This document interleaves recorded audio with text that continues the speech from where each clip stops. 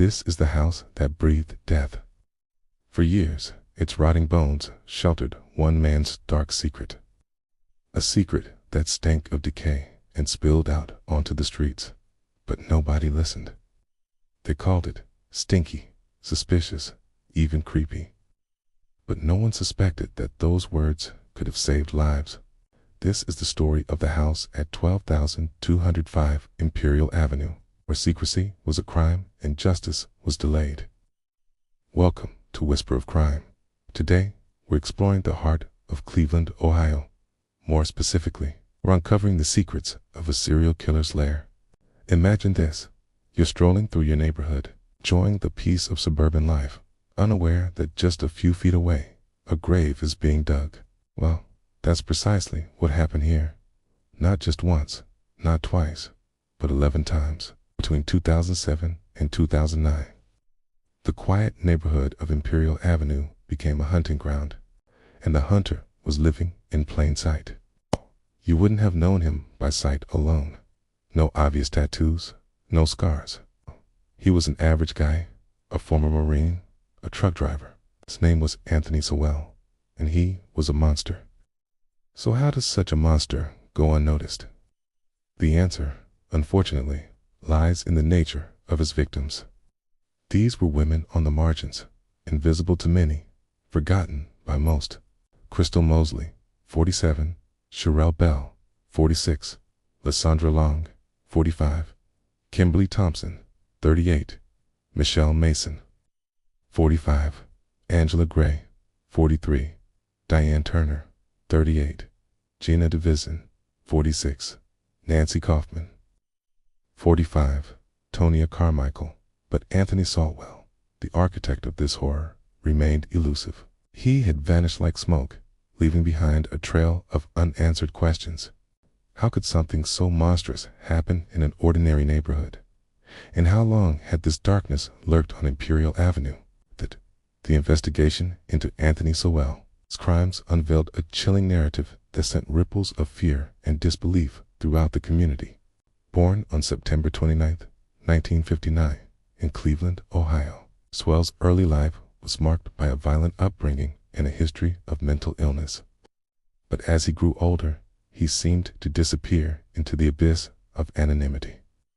There were glimpses of trouble, such as his arrest for assaulting his girlfriend and 2 convictions for rape.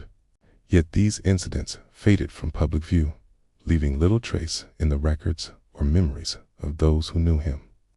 His time in the Marines appeared to be a turning point, offering him discipline and skills that would later serve him in his sinister pursuits. After his discharge, he returned to civilian life and married Cheryl, whom he had impregnated before enlisting.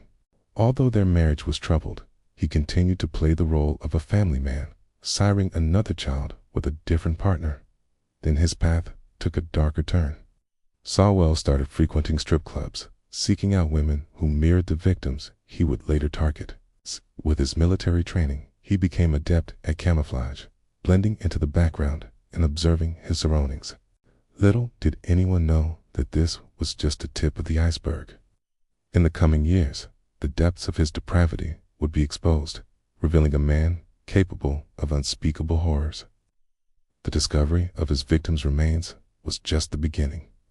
As the investigation progressed, detectives uncovered a pattern of behavior that linked each of the slayings.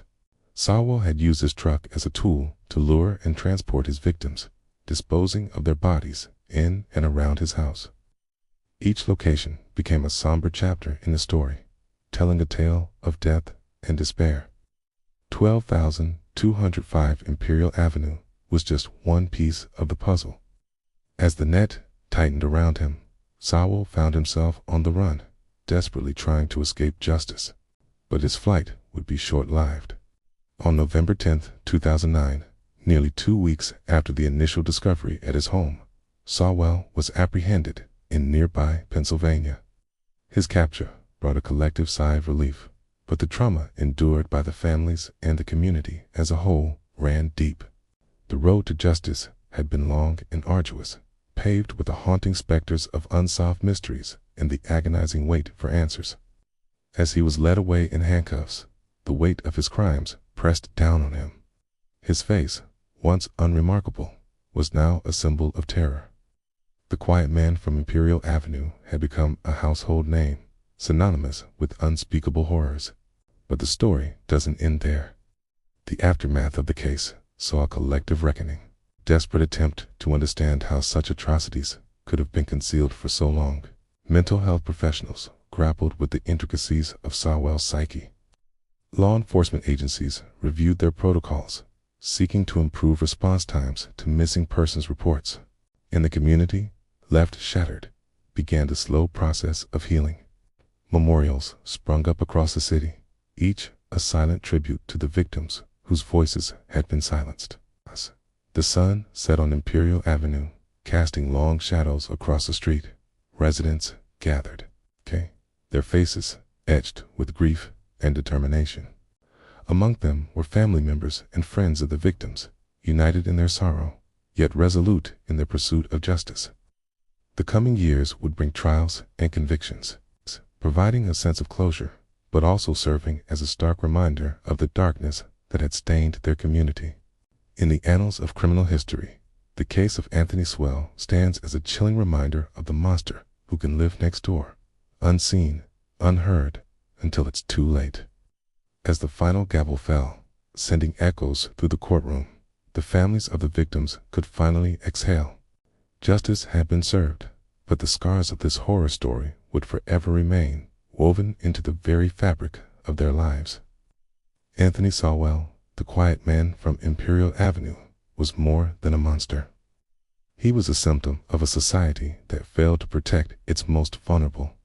And his legacy serves as a beacon, urging us to listen to the whispers, to see what others choose to ignore, and to stand as a bulwark against the darkness that can lurk in plain sight.